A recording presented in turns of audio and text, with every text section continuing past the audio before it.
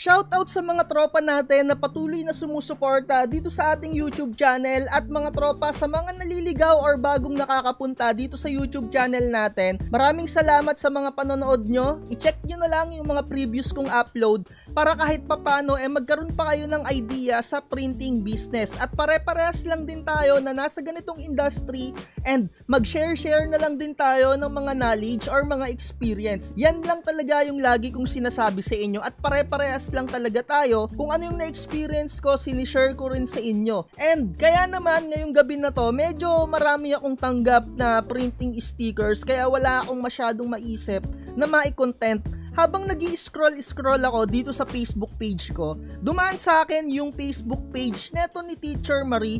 Personally, hindi ko siya kilala, hindi ako nakapollow sa kanya. Bigla na lang lumabas sa newsfeed ko, pre-wedding invitation template. And syempre, free template yan, pwede ninyong makuha yan. Hindi ko yan maibibigay sa inyo, puntahan nyo na lang yung page neto ni Teacher Marie para makuha nyo yung pinaka-link or yung pinaka-template mismo. Sabi dito, mag-comment ka lang ng maroon para makuha mo yung pinaka-template niya. Ayan, sunod-sunod kasi yung mga comment na maroon dito. Ako, nakuha ko na yung pinaka-template na yan, mga tropa. And eto, isi-share ko sa inyo kung ano yung mga materials na pwede ninyong gamitin din. Alangan naman ng template lang yung meron kayo and hindi nyo alam yung mga materials. And without further ado, i-check na natin yung pinaka-template ni Teacher Marie. Ipipaste ko na siya dito sa Canva. Again, Canva template, etong pinaka-template ni Teacher Marie for wedding invitation. So kapag pinaste nyo na sa pinaka-browser ninyo or sa Canva, yung pinaka-link na matatanggap ninyo, dito kayo mapupunta sa pinaka-page na to at hindi nyo siya mai-edit kasi for viewing lang siya. Ang gagawin ninyo, punta kayo sa homepage ni Canva. Mas maganda na kayo ay naka-Canva Pro para kahit papano nakakagawa kayo pa ng mga ibang bagay na hindi nagagawa ng normal or ordinary na Canva. So eto na yung pinaka-template ni Teacher Marie. Pipindutin nyo lang yung tatlong dot. Hahanapin nyo dito yung make a copy and antayin nyo lang siyang mag-loading. Etong pinaka-template na tinignan natin nung una, pwede nyo na siyang i-hide para wala kayong masyadong kalat dito sa pinaka-Canva ninyo or sa pinaka-homepage. Eto na yung ginawa ninyo na copy, pwede nyo na yang i-edit. And sa totoo lang mga tropa ha, to tell you honestly, sa paggawa ng wedding invitation, iba't iba yung mga strategy ng mga crafters dyan. Nung mga una-una or yung nung bago pa yung YouTube channel natin, napakasipag kong gumawa ng mga content na ganito.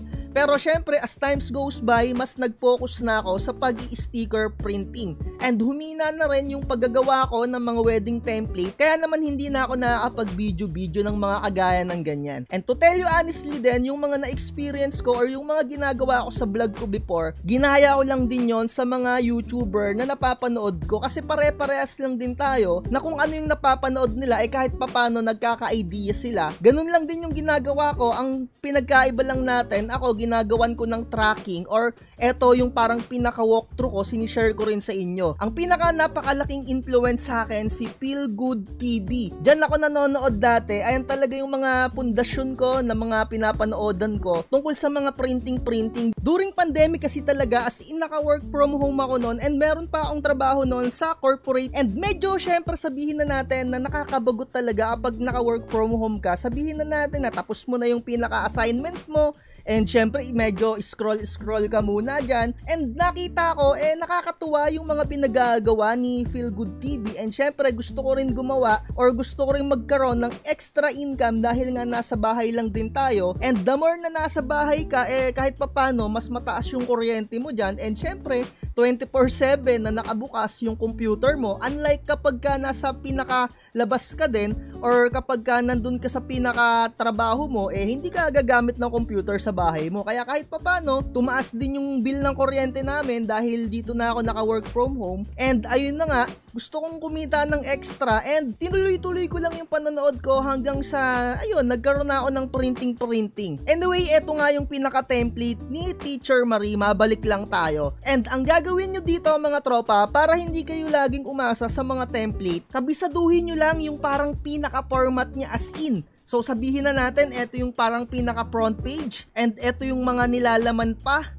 Kabisaduhin nyo lang yan, yung mga pagkakasunod-sunod niyan, kagaya neto, yung pinaka-pangalan or yung mga ganito-ganito, or sabihin na natin kung ano yung gustong ilagay ninyo dito na mga detalye. Ayan, kagaya niyan, together with their families. So kung gusto niyo gumawa ng ibang template, baguhin nyo to, hanap kayo ng ibang quotes, di ba? So syempre yung petsa, papalitan nyo lang yan dahil editables naman to. Or eto no, yung pinaka month, yung pinaka araw, and yung pinaka oras. Ayan, and yung year, syempre. And next natin, kung gusto nyo may second page pa, ayan, gawa kayo ng ganito. Or kung gusto nyo minsan, one page nga lang. And etong template ni Teacher Marie, napakadami. So, kagaya neto, kabisaduhin nyo rin to. Ayan, yung mga details, principal sponsor. Ayan, yung mga detalye dito, nakadepende na sa inyo or sa customer ninyo yung dami ng principal sponsors. Usually, yung mga civil wedding, konti lang naman halos yung nilalagay dito. Kaya minsan, one page or two page lang. Pero syempre kapag maramihan na or yung talagang church wedding,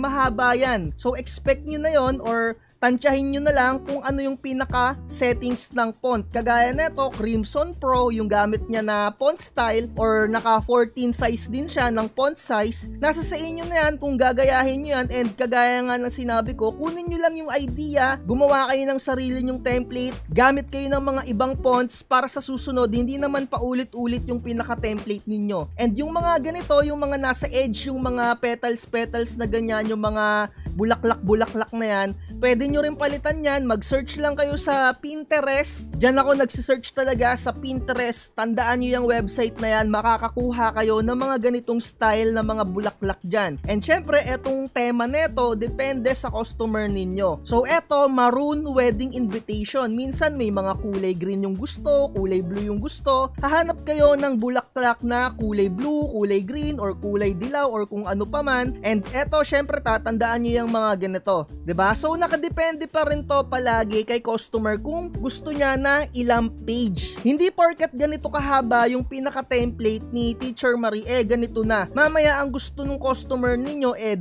page or 3 lang, 'di ba? So kaya naman tandaan nyo yung mga kailangan lang, 'di ba? May mga maid of honor, best man, bridesmaid, groomsmen, ayan or kung ano-ano pa. Minsan naman may mga details na yung pinaka-customer ninyo As in parang meron na siyang line-up na ilalagay. And kung wala pa talagang idea, and syempre first time lang ikakasal, usually wala silang mga idea, dun na papasok yung tutulungan mo na sila sa mga detalye, 'di ba? And sasabihin mo kung ilan yung gusto nila na mga page, 'di ba? So ayan, ganyan nyo lang gagamitin yan. So edit nyo lang yung mga details niyan. Again, kunin nyo lang yung pinaka-style niyan para kahit papano sa susunod meron na kayong details, 'di ba? Kasi mga tropa, wedding invitation yan. Kahit papano naman, mas gawin nating personalized or talagang as in customized na yung ikakasal, sila lang yung meron na ganun. And kapag ka nakita nila sa iba na, alam mo yun, parang pare-parehas, iba pa rin at nag-i-stand out kapag sobrang personalized talaga yung mga ganitong wedding invitation, yung as in sila lang talaga yung meron, hindi yung pare-parehas kayo, 'di ba? So sana kahit papano nagkaroon kayo ng mga idea or insights sa mga pinagsasabi ko na yon. Again, kunin nyo lang yung mga detalye para sa susunod, or kung gagamitin nyo man to, 1 or 2, kahit papano okay na yon. Pagpahingahin nyo na yon, edit nyo na yan para meron na kayong sariling pinaka-template. Move forward tayo sa mga materials na gagamitin, 'di ba? Hindi na ako magdadagdag pa ng another video. Dito ko na lang din ipapakita sa screen yung mga materials. Dun sa pinaka-page neto ni Teacher Marie, meron siyang shinare dito na Shopee link, which is eto, pinindot natin. Nakalagay dito, vintage special paper. Ayan, kung gusto nyong gamitin yung mga ganito, nasa sa inyo na yan. And meron din akong nakita dito na white scented specialty paper. Usually yung mga wedding invitation, specialty paper yung mga ginagamit-gamit dyan. Pero sa mga napapanood ko at sa mga binibenta-benta ko before, eto yung nakuha ko talaga ng mga technique. At hindi ko lang din to nakita kay Feel Good TV. Marami na rin gumagawa ng mga ganitong style. Sa kanya ko lang talaga siya unang-unang nakita. And sa abroad, ganyan din yung mga ginagawa nila. Yung mga alam nyo yun, sa mga other countries na merong printing din. So unahin natin etong pet sheet card. May mga strategy kasi kapag ka magpapaprint ka or gagawa ka ng ganito, tinatanggal muna nila yung pinaka-details. So, kumbaga 2 patong. Ganito yung napakagandang ginawa ni Feel Good TV. Bisitahin nyo na lang yung pinaka-channel niya para makita ninyo. Tinatanggal niya yung pinaka-text. Ayan o, ang iniiwan lang niya, yung background. Kumbaga, gagawa ka ng another pinaka ganito mga tropa para kahit papano ma-visualize ninyo. Pagdalawahin ninyo yung pinaka first page. Tapos, ang aalisin nyo dito yung pinaka background niya. Ito yung sa first page, puro text lang. And sa pangalawa naman, ay background lang ang meron. Ayan, kumbaga, ipiprint nyo sa pet sheet or yung sa ganito. Ang tawag ni Feelgood TV dito ice card, pero ito yung sa pet sheet card kapag bibili kayo ng ganitong pet sheet. Ayan, yung ganyan, yung pang PVC printing. Hindi nyo gagamitin yung makapal, ang gagamitin nyo dito yung piniprintan. Kung naaagawa na kayo ng PVC, alam nyo na yan. At naka-mirror ang style dito. So kahit papano para ma-visualize ninyo dahil wala tayong actual para mabilisan lang, hayaan nyo sa susunod gagawa tayo ng actual. Eto, ipiprint nyo to dun sa pinaka pet sheet dito kapag bumili kayo ng ganyan, yung manipis, yung printable, ganyan no, yung merong natutuklap, pero hindi kayo magpiprint dun sa natutuklap, dun kayo sa printable side talaga magpiprint. Syempre, para hindi siya matuklap. 'Di ba? Ang mangyayari, eto na yung nasa pinakaharapan and nasa pinakailalim, etong pinaka-background.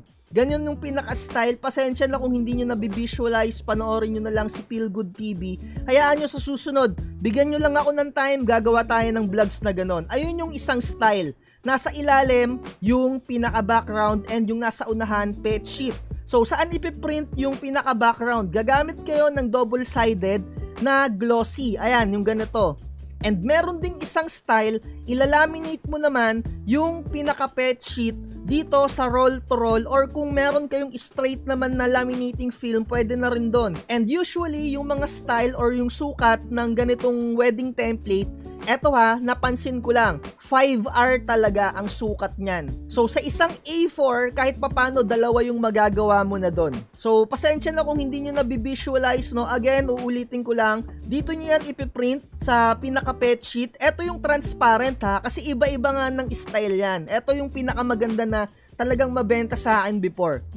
Ayan, wala kasi akong vlogs nun dati. Ang mga na-vlogs ko lang kasi yung mga ordinary lang talaga. Kapag kasi mga mabusisi, tinatamad akong i-vlog kasi nahahassle ako. Gusto ko nakapokus talaga ako sa mga pagka-craft ko talaga kapag mga ganito. So again, dito nyo yan ipiprint. Sa harapan, yung pinaka-style, eto muna, yung pinaka-text. Tapos sa background, eto, sa glossy na ganito. Promise ko sa inyo, gagawa tayo ng ganyan. And gagamitan nyo siya ng eyelet. And syempre, bubutasan nyo yung pinaka-wedding invitation gamit etong puncher ng pang-eyelet. Ayan o. Yung pinakasukat neto, parang 5 ata kung hindi ako nagkakamali. Anyway, ganyan lang yan. Napakadali lang talaga yan. And yung isang style naman, yung ilalaminate mo siya. And meron naman ding isang style din, yung as in ordinary lang na ipiprint mo lang talaga siya sa papel or specialty paper or talagang ganitong as in double-sided photo paper lang, 'di ba? Yung ganyan, rekta-rekta print lang, depende na sa'yo kung anong size. So ibalik lang natin yung pinaka-template niya na original. Ayan, ganyan lang. Hindi nyo na paghihiwalayin pa. Ayan yung parang pinaka-normal lang talaga. Yung una kong itinuro sa inyo, as in, ang ganda talaga nun. Tuwan-tuwa talaga yung customer ko nun. Ang singil ko nga mga tropa nun, kung hindi ako nagkakamali, parang 60 pesos ko ata siya siningil.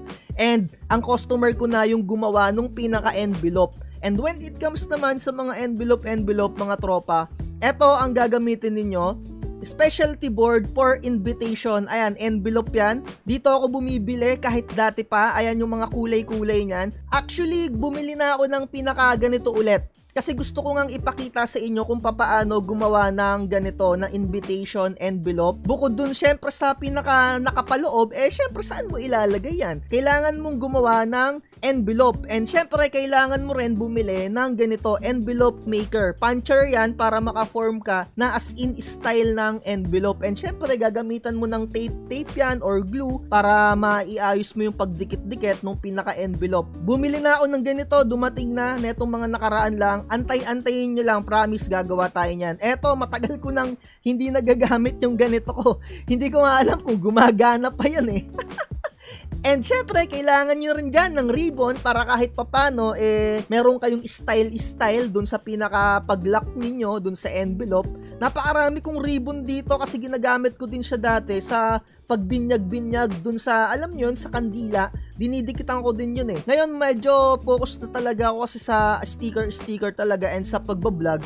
Pasensya na kung wala tayong masyadong actual ngayon na mga materials, pero meron ako niyan dito. Gagawan ko kayo, sasampulan ko kayo niyan para matuto kayo. Kung hindi kayo makapagantay, try nyo na munang manood sa iba kay Feel Good TV, doon ko lang talaga napanood yan. And again, ang ginagamit ko na ink ay Hansol Pigment Ink. Yan lang talaga yung ginagamit ko sa invitation talaga kasi hindi yan nagpipaid, as in napakatagal ng pag-paid niyan, as in. Pero kung ang pinaka-printer ninyo dye ink lang, pwede naman na yan. Pero ang gagawin nyo lang, syempre, maglaan kayo ng ilang araw. Halimbawa, yung pinaka-submission ninyo, binigyan kayo ng 1 week na kailangan magawa nyo na, wag nyo na siya munang gawin para hindi siya matenga kasi baka kumupas pagka ibinigay mo na. 'Di ba? Mas maganda na halos kaka-print mo lang kapag ka dye ink. Yun lang yung pinagkaiba kasi.